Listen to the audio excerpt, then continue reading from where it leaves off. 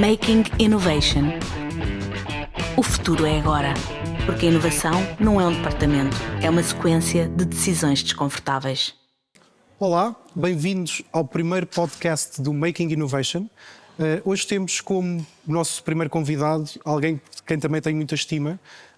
Ele liderou um movimento em Portugal e todos provavelmente já devem ter ouvido falar da Zomato.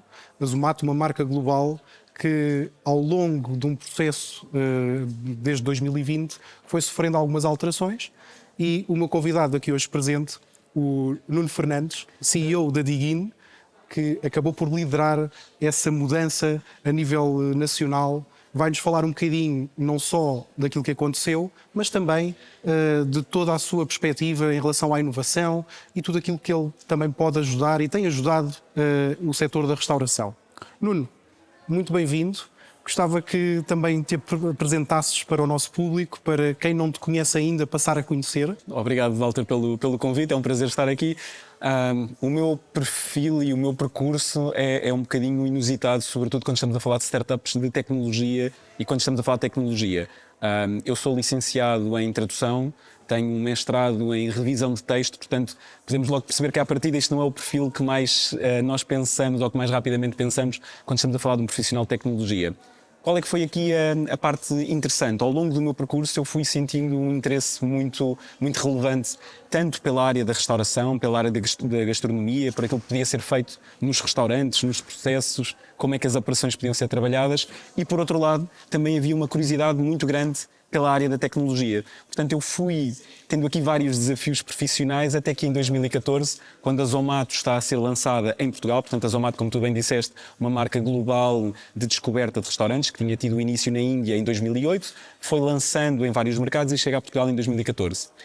Eu, na altura, com 30 anos, já era um bocadinho velho para aquilo que era uma startup a começar e a ter esse desenvolvimento, e o meu trabalho, a minha função era trabalhar para recolher informação de restaurantes. Portanto, esse foi o meu primeiro desafio, recolher informação de restaurantes, visitar porta a porta em 2014, num cenário de restauração completamente distinto daquele que existe hoje em dia, onde metade dos restaurantes diziam presença online, eu não sei o que é isso, a internet não vai existir daqui a 2 anos, coisas do género, e foi esse fascínio pelo setor da tecnologia e da restauração, que no fundo foi com a premissa dos dados, daquilo que os dados nos podem dizer sobre o que está a acontecer no restaurante, como é que podemos projetar, como é que podemos perceber, que foi evoluindo toda a ideia e todo o processo até chegarmos à Digin. Muito bem. Falaste aí numa coisa bastante interessante que eu agora gostava de pegar até para, se calhar, partirmos desse ponto. Como é que foi para ti, depois de estares a fazer esse bater de porta junto da restauração, ter a audácia, eu acho que a palavra certa é mesmo audácia, de fazer o change name? E como é que isso correu para vocês? Como é que tu avalias a lealdade dessas pessoas a quem tu já tinhas batido à porta? Essa é uma excelente questão que, na verdade, só pode ser respondida completamente. Se calhar daqui a 10 anos é que vamos ter uma resposta mais exata em relação a todo o processo. Para nós, o processo de mudança de nome foi apenas um proforma, foi apenas manifestar aquilo que nós, na verdade, já tínhamos mudado internamente. Portanto, nós sempre tivemos uma componente, enquanto plataforma de descoberta de restaurantes, sempre tivemos uma componente muito B2C, portanto, ligar a informação dos restaurantes para que os consumidores pudessem descobrir, pudessem fazer reservas, pudessem fazer pagamentos, portanto, fazer esta conexão, que era um modelo de negócio, da Zomato, e aquilo que nós fomos fazendo desde o momento em que adquirimos a operação em Portugal e começámos a ter um foco maior nos dados, foi sobretudo pensar como é que esta informação pode ser devolvida aos restaurantes, pode ser devolvida às marcas, para que elas possam depois ajudar o próprio setor a evoluir. Porque enquanto nós fazíamos a ligação, e atenção, é uma tarefa super relevante, mas enquanto fazíamos a ligação, a verdade é que estávamos a dar simplesmente um caminho para existir esta descoberta. Agora estamos a dar ferramentas para que estes edifícios de descoberta possam ser mais sólidos do que eram anteriormente. Portanto, desde que nós começámos a bater à porta e a recolher aquelas informações que nós percebíamos o poder que elas tinham, e essa mudança foi começando a operar-se em nós desde o momento, ainda antes de fazermos o MBO e de fazermos a aquisição aqui para Portugal, nós já percebíamos que estávamos a ser muito mais B2B, que estávamos a ser muito mais próximos daquilo que são os pilares da restauração. Portanto, nós internamente por vezes até já tínhamos de criar nomes alternativos para aquilo que estávamos a fazer. A mudança de nome, internamente, foi uma libertação para podermos ser aquilo que, na verdade, já tínhamos mudado ao longo do nosso negócio.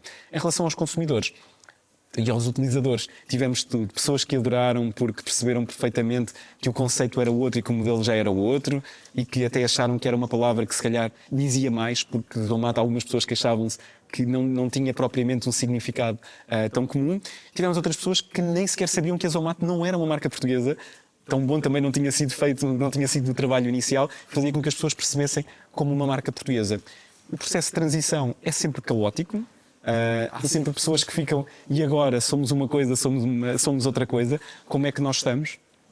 2 anos depois de termos feito essa mudança, diria que claramente, hoje em dia, percebem-nos muito mais por aquilo que nós somos atualmente do que por aquilo que nós fomos no passado. Portanto, correu bastante bem. Sim, só o facto de estares a falar de uma marca 100% nacional, não é, que ajuda ao seu setor, só aí acho que já é um propósito. Impacto completamente diferente, mas eu diria que estas mudanças começam sempre na equipa. Portanto, o primeiro ponto, quando tu vês no final uma mudança a ser feita e a ser operada para os restaurantes, a verdade é que ela já teve de acontecer internamente. Às vezes diziam-me, e com alguma piada, de ok, mas isto vai assinado neste nome ou vai naquele, esta operação é de que parte? E quase que tivemos aqui divididos em 3 blocos enquanto fizemos a transição. Aquilo que era o legado, aquilo que era o futuro e aquilo que era o compromisso entre o legado e o futuro.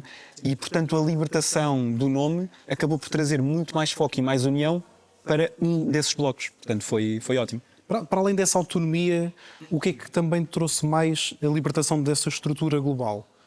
A nível tecnológico, a nível de inovação, trouxe-te algo de diferenciador? Muitas coisas. E hoje em dia até já posso falar sobre todas elas, portanto, é muito libertador. Mas novamente, quando estamos a falar de uma estrutura que tem o seu início na Índia, estamos a falar de um mercado absolutamente avassalador.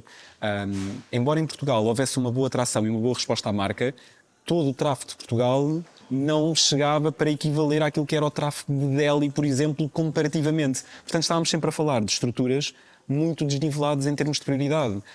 Coisas tão simples como um meio de pagamento que fosse muito utilizado em Portugal, para nós era uma prioridade. Fazer uma parceria com um dos principais retalhistas nacionais com 70%, 60% de penetração, para nós era uma prioridade, mas dentro da estrutura global da Zomato, obviamente não seria, e compreensivelmente não seria uma necessidade. Podermos adaptar mais àquilo que era a realidade da restauração em Portugal, os desafios que existem, mas também as obrigatoriedades legais, por exemplo, a integração com os principais players de POS em Portugal. Nós hoje em dia estamos integrados com os principais parceiros tanto da restauração como da hotelaria. A capacidade que isso nos dá para lançar as nossas soluções, integrar, garantir que o restaurante, em vez de ter um onboarding de um mês, tem um onboarding de 2 dias ou de uma semana, é completamente diferente. Portanto, tem um impacto muito distinto. Depois nós, enquanto Portugal, temos uma grande vantagem. Uma vantagem que também é um bocadinho de insanidade. Nós ao almoço, se nós os dois formos almoçar ou se formos almoçar com qualquer outra pessoa, mesmo que não seja do setor, nós estamos a almoçar no restaurante e já estamos a falar sobre o que comemos no fim de semana noutro restaurante e onde é que vamos jantar. E ainda nem acabámos a refeição. Portanto, esta paixão pela gastronomia, por comer, por haver uma boa qualidade de serviço, por haver algo que nos surpreenda, é tão grande que, na verdade, permite-nos estar a criar fenómenos que noutros mercados que não têm esta mesma cultura não se conseguem encontrar. Sim. Não, e nós até temos muito aquela questão também cultural, muitas vezes os próprios negócios, não é? Negócios que se fecham à hora do almoço ou do jantar em cima de uma mesa de um restaurante. As nossas reuniões, exatamente, os almoços são uma excelente oportunidade para termos reuniões adicionais e não propriamente aquela altura de comer uma sandes às escondidas atrás. Claramente esse não é o nosso pressuposto. Nós aproveitamos as horas de almoço para aumentarmos aqui a produtividade e podemos dizer, ok, quando é que queres reunir? Podemos almoçar, combinamos a almoçar naquele dia. Isso é uma realidade que depois nos traz uma proximidade ao restaurante. Nós estamos a aproveitar um almoço de negócio no restaurante com um parceiro e a seguir estamos a falar com o dono daquele restaurante que, por sua vez, já quer saber mais sobre a solução. Portanto, é um ecossistema completamente distinto. Sim, fantástico. Estavas a dizer há pouco que tens várias ferramentas que também ajudam, neste caso, os restaurantes. Podes falar-nos assim, de algumas delas ou abrir um bocadinho o véu daquilo que a própria Diguines tem estado a trabalhar e o que é que pode também ajudar o setor da restauração a desenvolver-se mais? Claro que sim. novamente, ligando com aquilo que era o nosso início de bater à porta e de recolher estas informações, nós percebemos que há uma série de informações e uma série de dados sobre a restauração que, na verdade, não estão disponíveis. Portanto, é como se o Horeca tivesse uma caixa negra que não é fácil de aceder. É praticamente impossível para uma marca, mesmo com grandes capacidades, mesmo para os maiores grupos de restauração, torna-se muito difícil perceber verdadeiramente, controlar o que é que está a acontecer no negócio. Conseguem, obviamente, perceber a faturação, conseguem perceber o número de pessoas que estão a reservar ou a fazer determinado tipo de operação, mas tudo o resto acaba por ficar completamente escondido. Aquilo que nós fazemos é garantir que compilamos todas as informações, desde redes sociais, sites, plataformas de reserva, plataformas de descoberta, marketplaces de entregas ao domicílio. Combinamos toda essa informação e conseguimos dar uma radiografia sobre o que é que verdadeiramente está a acontecer no setor como um todo, mas também naquele restaurante. A verdade é que estas ferramentas, onde elas são mais úteis e críticas, é na operação do dia-a-dia. Portanto, um restaurante familiar, com uma operação relativamente pequena, é aquele que mais necessita dos dados. Qual é que é a questão?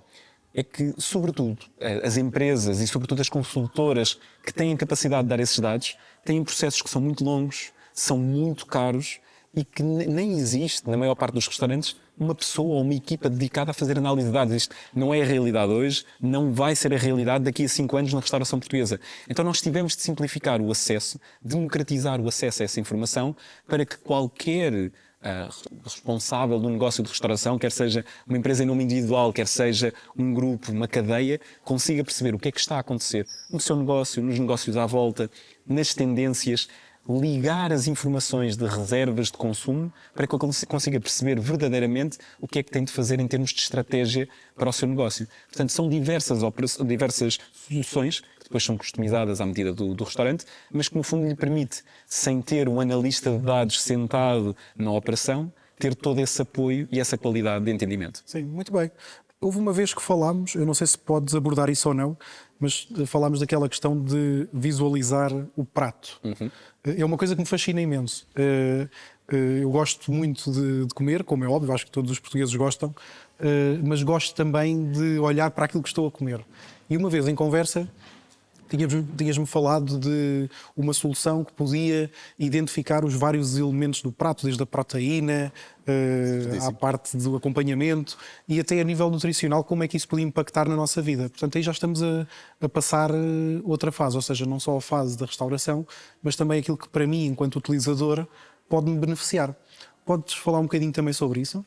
Na verdade, acaba por estar plenamente ligado, porque os dados que nós processamos já partem em grande medida pela análise de todas as imagens que são publicadas. Portanto, se imaginares um perfil de Google de um restaurante qualquer que tu possas imaginar, semanalmente ele tem várias fotografias que são publicadas, semanalmente ele tem várias opiniões que são escritas. Nós analisamos cada imagem a imagem, para percebermos o que é que está presente no prato, de que forma é que aquilo configura a própria presença, como é que isso cruza com a ficha técnica daquele próprio prato no restaurante. Então nós conseguimos perceber que, por exemplo, a ficha técnica diz que há uma determinada percentagem de proteína ou um determinado número de gramas de proteína e nós depois percebemos que no prato aquilo está completamente trocado. Isso depois significa também que nós conseguimos perceber, então, mas o restaurante está, na verdade, a ter desperdício, não está a ter desperdício, está a servir aquilo que as pessoas mais querem. Muitas vezes, quando perguntamos o que é que vende mais, essas informações nem estão devidamente tipificadas. Somos nós a dizer, mas sabiam que o vosso prato mais popular é este? E quando começamos a perceber essas tendências, começamos a ligar para o restaurante, para que ele possa melhorar os seus menus, a sua engenharia de menus, mas também esta parte, ligar ao consumidor. Nós conseguimos dizer-te o que é que tu tens consumido, o que é que tem tido mais preferência e, baseado nos teus gostos, o que é que tu podes provavelmente vir a gostar também naquele restaurante. Isso diminui logo aquela barreira terrível de tenho 82 mil restaurantes em Portugal, por onde é que eu começo a escolher? O menu simplesmente não me ajuda a perceber essas tendências. E a verdade é que mesmo do ponto de vista de saúde, nós conseguimos inferir alguns pressupostos a partir desta análise que de outra forma estariam perfeitamente bloqueados no menu do restaurante. Sim. Isso é interessante também falar nessa perspectiva, porque temos aí um pouco não só dessa avaliação, mas também da experiência do utilizador. E cada vez mais a experiência do utilizador na restauração tem vindo a ser enaltecida. Como é que tu vês estas evoluções que existiram, não só das experiências gastronómicas, como também da inserção de alguns elementos de inovação? Aqui posso trazer o exemplo do Petit Chef, que enquanto nós estamos a conversar, depois de escolher o nosso prato, ele vai criando o nosso prato ali à frente. Entre este e outros exemplos, como é que tu vês esta evolução e como é que tu também vês essa perspectiva de futuro a evoluir? Isto é um paradoxo muito engraçado, porque por um lado tens os consumidores que se adaptam completamente à tecnologia que é introduzida nos restaurantes, mas por outro lado tens muitas vezes a estrutura do restaurante a resistir a alguma adoção tecnológica. Portanto, as coisas precisam sempre de muito mais força. É como se tivesse uma roda grande que vai sempre circulando e depois tens rodas pequeninas que tens que estar constantemente a movimentar para conseguir estar a fazer o mesmo circuito. Do lado dos restaurantes, a verdade é que, novamente, dos 82 mil restaurantes em Portugal, a maioria, portanto, só cerca de 15 mil é que são grupos, cadeias, restauração organizada de uma outra forma. Quer dizer que todo o restante são restaurantes em nome individual, são restaurantes familiares que não têm essa estrutura. Então, introduzir tecnologia, introduzir novos processos naquilo que sempre funcionou assim, que sempre foi feito de forma familiar, é muito mais complicado. O consumidor, neste momento, avançou as suas próprias soluções. Por exemplo, não são os restaurantes online que garantem que têm a sua informação atualizada.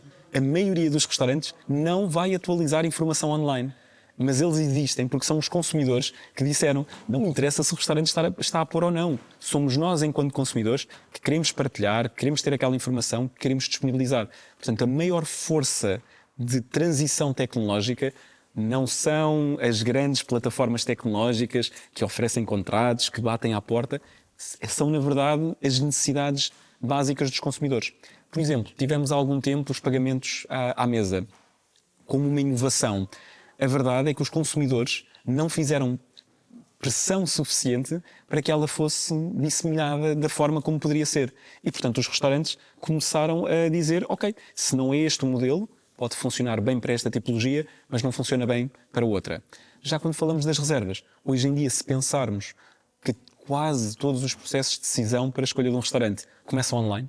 Portanto, não é por ligares primeiro a um amigo, não é por enviares primeiro um WhatsApp, nem é pela tua base de dados de memória que tens, é por procurar online. Então a verdade é que se tu procuras online e se tens a capacidade de fazer reserva, hoje em dia essa é uma adoção que já é muito mais capaz. Mesmo assim, vale a pena lembrar que dos 82 mil restaurantes, menos de 15 mil, neste momento, têm soluções de reserva online. Portanto, dá para perceber bastante o desafio e aquilo que ainda dá para fazer no nosso setor. Sim, não, completamente desafiador. Em relação à questão das próprias reservas que estavas a falar, maioritariamente serem feitas online, também dentro do espectro online existe a questão das reviews, existem os influenciadores, certo, que cada vez mais hoje, quem pesquisa em redes sociais, só se vê influenciadores a aconselhar ou a recomendar restaurantes e a recomendar pratos. Como é que a Digin e como é que tu também, Nuno, olham para este fenómeno destes influenciadores e destas reviews que afetam diretamente, provavelmente, essas reservas online? Nós somos o contrário do velho do Restelo. Portanto, nós vemos todas as inovações que são criadas com o lado positivo daquilo que elas podem ter. Imagina, quando existe um maior número de opiniões online, existe uma pool de trabalho para aquele restaurante que ele não tinha acesso anteriormente. Um restaurante podia estar a contratar, por exemplo, um serviço de um cliente mistério para perceber o que é que estava a correr mal ou bem no seu restaurante. Hoje em dia, se ele tiver os básicos, como já existem na hotelaria, de analisar e responder às próprias opiniões que são feitas, a verdade é que ele consegue entender muito melhor o que é que está a passar no seu negócio, consegue agir sobre isso e consegue recuperar pessoas que até poderiam ter tido uma experiência menos positiva, e esta é a única forma de conseguirem perceber se isso aconteceu ou não. É muito raro uma pessoa no final de um restaurante dizer, no final de uma experiência de consumo, dizer: realmente isto foi muito mal, não volto cá. É raro, mas é muito comum, numa opinião, a pessoa dizer: a comida chegou um pouco fria, aquele prato não estava exatamente de acordo com a expectativa. Quando tu analisas isto de uma forma mais consubstanciada, tu tens verdadeiro feedback para trabalhar. Quando os influenciadores criam novas formas, novos nichos de popularidade, isso constrói feedback, constrói matéria-prima que pode verdadeiramente ser trabalhada e aproveitada pelos restaurantes. Pois a grande questão é, os restaurantes têm depois toda a capacidade para o fazer ou menos? É aí que nós entramos com esta capacidade analítica. Dar aos restaurantes esse cérebro de análise do que está a acontecer para que eles possam diferenciar entre o que faz sentido é esta campanha ou é a outra, é este influencer ou é aquele, o que é que nós precisamos e o que é que se alinha com aquilo que é o nosso negócio. Muito bem, muito bem. Numa perspectiva daquele restaurante ou daquele dono de restaurante que não quer avançar na digitalização, qual é que era o primeiro passo que tu aconselharias essa pessoa ou esse espaço a fazer? É muito engraçado porque às vezes nós fazemos pequenos workshops de digitalização de restauração e tentamos participar para passar a mensagem e muitas vezes nós temos pessoas que não acreditam todo na digitalização que vão participar nesses mesmos sítios. Nós identificamos porque são aqueles que estão de braço cruzado, que ficam toda a sessão de braços cruzados e que investem 2 horas do seu tempo para explicar porque é que são contra a digitalização. No final, o que acabam por dizer é: há uma coisa com a qual eu não concordo tanto, mas se calhar há outras que até são benéficas. E são os primeiros a dizer: então explique-me lá mais sobre esta solução. Portanto, o que eu diria é: a resistência parte de dogmas, parte de experiências, uma opinião que uma vez uma pessoa escreveu e que disse mal do restaurante. E aquilo, em vez de ser interpretado como é 1 em 100, ou então é um padrão que temos de resolver, foi interpretado como uma crítica pessoal. E a verdade é que o negócio de restauração nós muitas vezes não o vemos como sendo um negócio verdadeiramente, vemos quase como uma extensão da própria família, da própria arte de cozinhar, do gosto pela gastronomia que existe. Mas a verdade é que é um negócio, então ele tem de ser profissionalizado e tratado como um negócio. Aquilo é um feedback que vale dinheiro, é uma operação que poupa tempo e quando estes fatores são introduzidos dentro da operação do restaurante e são explicados, sobretudo com integrações fáceis, com processos tecnológicos que consigam compreender e com investimentos que façam sentido com as margens da restauração, diria que todos os restaurantes são evangelizáveis para a utilização. E existem muitos dogmas, existem muitos... esta onda da digitalização e sobretudo das opiniões online foi uma onda muito fria para alguns restaurantes que não estavam habituados a ter escrutínio público. Portanto, imagina, 100 pessoas que visitavam, as que gostavam diziam que gostavam, as que não gostavam maioritariamente não diziam nada. E de repente esta pool tornou-se mais passiva ou possível de ser descoberta. A partir do momento em que tens de lidar com estas opiniões positivas e negativas, houve um processo de adaptação. Diria que a maioria já se adaptou para olhar para isso com alguma normalidade, onde é que poucos ainda estão a tirar. É partido para conseguir perceber como é que isso pode alavancar o negócio. É aí que está a grande oportunidade. Aí é que está a oportunidade, sim. Eu estava a pensar precisamente nisso. E numa perspectiva também de oportunidade, qual é que tu achas que é o ingrediente secreto que tens na Digin que atualmente faz de vocês hoje um grande player dentro do setor? Temos alguns mais secretos do que outros. Em primeiro lugar, a equipa, porque a equipa é uma equipa que passou em grande medida, embora tínhamos pessoas que entraram o ano passado, outras pessoas que entraram há 2 anos, mas em grande medida são pessoas que têm experiência também de outros modelos de negócio, mas sempre na área da restauração, da hotelaria e mesmo daquilo que é a tecnologia para a restauração. Portanto, quando tens 22 pessoas que têm na sua gênese mais de 4, 5, 6 anos desta experiência de setor, isso acaba por trazer algo que é muito mais valorizável do que apenas competências específicas, académicas ou técnicas em determinada área. Conhecer o setor é um recurso que é muito difícil de colocar uma valorização porque tem um impacto gigantesco. Depois diria também o facto de, tecnologicamente, nós já abordámos este ecossistema de várias formas. Percebemos aquilo que poderíamos fazer melhor, mas começámos a trabalhar, e isso foi uma coisa que obviamente sair da esfera da Zomato também nos trouxe, podemos começar a trabalhar em complementaridade com outras empresas. Hoje em dia é muito mais fácil estarmos não só integrados, como já disse, mas também termos empresas que acabam no fundo por vender os nossos serviços e apresentar as nossas soluções em conjunto. Nós fazemos até aqui, mas se há alguém para fazer HACCP, é claramente esta empresa que, por sua vez, liga aqui. Se há alguém para fazer esta gestão com as redes sociais, é esta empresa que pode ligar. Se alguém quiser fazer previsão, por exemplo, em termos de consumo, é esta empresa. E isso permite-nos desenvolver soluções conjuntas, que em vez de sermos 4 empresas, 5 empresas diferentes a bater à porta, ter um ego que nos permite dizer: nós preferimos construir em conjunto do que fazermos nós sozinhos para efeito de branding ou para efeito de reputação. Diria que isso é uma vantagem, é um ingrediente secreto que é relativamente simples, mas diria que ainda nem toda a gente percebeu o ponto forte que isso representa. Cooperação, essencialmente. Cooperação, colaboração. Cooperação e perceber que quem está a fazer algo neste setor está a passar pelas mesmas dores, está a passar pelos mesmos desafios. Se tu tens a oportunidade de colaborar, tu estás a reforçar e até a ter uma visão muito mais global daquilo que é o mercado.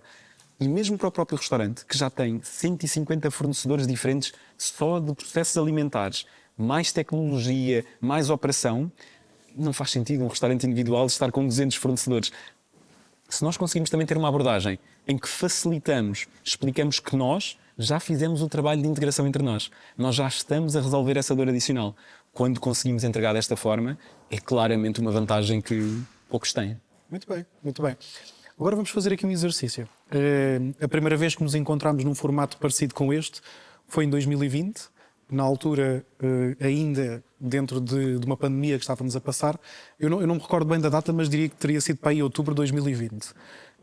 E o exercício que eu quero que faças é diferente daquilo que normalmente se pedem neste tipo de formatos, que é o que o Nuno 2020 dizia ao Nuno de hoje, não é? Eu quero é que tu faças o exercício de dizeres ao Nuno 2020, com o conhecimento que tens hoje, o que é que tu lhe dirias na perspectiva da evolução da sua pessoa, da evolução do mundo como nós o vemos e de toda a perspectiva de inovação que existe à nossa volta? Diria muito, isso seria uma carta bem extensa. O que é que eu diria? Eu diria várias coisas, começando pelas mais relevantes mesmo para a própria condução do negócio e se pensarmos também que em 2020 eu ainda não tinha esta gestão do negócio que depois se inicia em 2021, claramente algumas dicas teriam sido importantes terem sido passadas. Mas por exemplo, existe, e acho que existe em qualquer pessoa quando está a começar um negócio, um foco excessivo naquilo que os outros estão a fazer.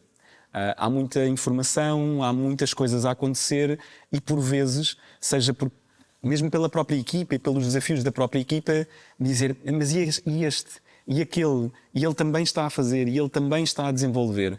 E é fácil nós pensarmos, vai ser difícil competir, vai ser difícil concorrer, não vamos conseguir fazer tão bem. Além disso, quando as pessoas expõem publicamente, tendem a expor aquilo que são os seus feitos e não propriamente aquilo que não é conseguido de forma tão plena. Então, a ansiedade que isso cria, sobretudo quando estás a arriscar, porque estávamos a desenvolver algo que não estava a ser entregue e não estava mapeado, portanto éramos chamados de loucos nessa altura, poucas foram as pessoas que disseram: o que vocês estão a fazer faz muito sentido. Portanto, este ensinamento de não ligues tanto, nem tomes tanta atenção àquilo que está a ser feito, vê, inspira-te, mas não deixes que isso mude tanto o teu foco ou aquilo que tens a fazer. E perceber mais rapidamente, ligando também com aquilo que dissemos, que a cooperação tem múltiplas formas de ser feita. Pode ser feita através de pessoas, através de ideias, através de eventos, com instituições daquelas que te parecem inalcançáveis. E a verdade é que, praticamente, se pensarmos nas principais marcas de grande consumo, nas principais instituições mesmo governamentais, não houve, ou nos principais grupos de restauração, não houve nenhuma marca que tenha dito: não queremos falar, não temos interesse em abordar. Portanto, eu muitas vezes coloquei essas resistências de se calhar ainda não estamos no nível em que vão querer.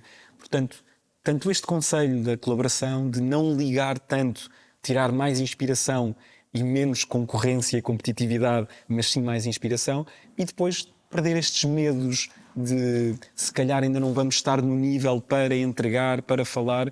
Nunca estamos no nível para entregar. A verdade é que nós temos que primeiro arriscar e primeiro apertar as mãos e depois garantir que verdadeiramente fazemos isto. E se calhar havia ali uma camada de perfeccionismo que é bom, mas que tem de ser com a pressão da execução e não antes. Não vale a pena estar a colocar pressão antes de algo existir, isso está só na nossa cabeça. Exatamente, só na nossa cabeça. E agora, como é que tu olhas para o futuro, na tua perspectiva pessoal também, em relação àquilo que a inovação tem para trazer ainda ao setor do turismo? E em especial ao vertical de restauração. Hoje temos o AR, VR cada vez mais presente na nossa vida, a inteligência artificial, que quer queiramos, quer não, está penetrada e cada vez mais vamos tentar perceber como é que ela evolui, não só numa perspectiva de nos dar contexto, mas até se calhar noutra perspectiva de robótica, não é? Como é que tu olhas para o futuro? Olhas apreensivo? Olhas com um vislumbre de que tudo de bom pode acontecer? Qual é que é a tua visão? Obviamente que há sempre uma parte que me diz que onde há uma disrupção tecnológica há sempre uma capacidade para ser mal utilizada. Portanto, não tenho dúvidas nenhumas que existe sempre em qualquer avanço que seja feito uma oportunidade para ser usada de uma forma menos correta. Agora, eu acho que isso representa 10, 15% do potencial da utilização dessa tecnologia. A verdade é que num setor como a restauração, que só agora é que começa a ter a representatividade, sobretudo nos programas de turismo, e acho que aqui em Portugal temos essa visão e conseguimos, e o Turismo de Portugal consegue incutir bastante bem este foco na restauração, mas muitas vezes a restauração acaba por ser quase um parente com menos foco dentro do âmbito total do turismo. E eu acho que cada vez mais se percebe que a restauração é uma componente completamente alinhada com aquilo que é o objetivo turístico. Há pessoas que fazem turismo gastronómico, claro, não vão a um país e têm a sua lista de sítios a visitar, e nos sítios a visitar, pelo meio, há sempre os restaurantes, as experiências gastronómicas que querem ter. Com o evoluir desta experiência gastronómica, com o evoluir de eu tenho acesso a mais informação, as pessoas querem garantir que se vão gastar 50 euros, 100 euros, o que seja naquela experiência, ela vai ser tão boa quanto possível. O que é que isso significa? Que as pessoas vão analisar mais e vão precisar de mais informação para tomar as decisões. Significa que se nós conseguirmos transmitir aos restaurantes, portanto, em linha com aquilo que nós estamos a fazer, quanto mais nós conseguirmos disseminar aquilo que é os nossos produtos, as nossas soluções e a nossa missão, mais vamos estar a preparar os restaurantes para fazer este fit entre qual é que é a procura e como é que isso pode ser feito. As integrações, o facto de podermos neste momento estar a cruzar reservas com faturação, com previsão de consumo, com o que está a acontecer na cozinha, com preços de fornecedores, com pedidos automatizados de stock. Neste momento, maioritariamente estes vertentes estão desalinhadas. Elas ainda não estão verdadeiramente integradas do ponto de vista tecnológico. Quando estão, são processos quase de 2 anos só para fazer a integração completa. Aquilo que eu acredito é a simplicidade de operar várias tecnologias e várias soluções a partir de um mesmo interface simplificado. Por isso é que os POS na restauração, muitas vezes, estamos a falar de sistemas que têm de ser operados um dedo, rapidamente, de forma para perder 10 segundos e não mais do que isso. Acredito que essa junção é aquilo que vai trazer um maior fator de crescimento, porque quando passa tudo a ser feito num só sítio, quando passa a haver um cérebro da operação, aí permite tomar melhores decisões, já não se passam horas com fornecedores a negociar matérias-primas, fazemos as encomendas automatizadas e é esse o futuro que eu espero ver. E, na verdade, não espero que seja para o Nuno daqui a 10 anos. Espero que seja para o Nuno daqui a 2 anos. Acredito que grande parte desta realidade já estará a ser vivida, pelo menos numa camada mais básica. Depois, a partir daí, obviamente, haverá muito espaço para crescimento. Eu estou ansioso que esse futuro chegue, confesso. Talvez a parte onde eu vejo menos aplicabilidade prática ainda é na parte da robótica, na automatização dos processos de cozinha. Ou seja, funcionará muito bem, durante 2, 3 anos, funcionará muito bem para cozinhas que só têm um conceito, que só fazem pizza, que só fazem determinados tipos de cozinha, portanto, são os processos o movimento é mais formatado. Não é? Exatamente, portanto é mais replicável e não é, como tradicionalmente, um menu de um restaurante que tem 40, 45, 50 pratos. Isso vejo mais difícil, mas para cozinhas, para dark kitchen, para cozinhas que têm uma operação mais industrial, e com um foco mais unificado, acredito que aí já haverá implementação. Mais diverso, acho que ainda vamos, aí sim, já estamos a falar para daqui a 5, 6, 7 anos. Muito bem. A conversa flui bastante bem e já estamos aqui a aproximar-nos do final, o que me entristece bastante, porque tínhamos aqui quase conversa para estar 3, 4, 5 horas a falar. Eu vou só encerrar aqui com o Rapid Fire, 3 perguntas muito rápidas para ti. Okay. O teu prato favorito para um almoço de negócios? Essas é que são mais difíceis, porque eu gosto realmente de... Não há nenhum prato, então, da gastronomia portuguesa que eu não goste. Qual é que eu vou ter que dizer que o cozido à portuguesa é realmente um dos meus pratos favoritos. Tenho um problema que no almoço de negócios eu vou-me sempre sujar pelo meio, mas vou subir e fica o arroz de cabidela, fica uma boa cabidela, mas também me vou sujar, mas está tudo ok. Acho que é tudo isso. Ok, top. Um restaurante em Portugal que achas que atualmente seja um exemplo de inovação? Eu não vou dizer apenas por ser um exemplo de inovação, porque há restaurantes que utilizam a tecnologia de forma muito diferenciada e depende do conceito e da forma, mas eu tenho que dizer que, sobretudo se pensarmos em relação ao dono, eu acho que o Pigmeu é um excelente exemplo de como pensar, selecionar, escolher e implementar tecnologia onde faz sentido e como faz sentido. Muito bem. Restauração em 2030, mais digital ou mais humana? Por ser mais digital, vai poder ser mais humana.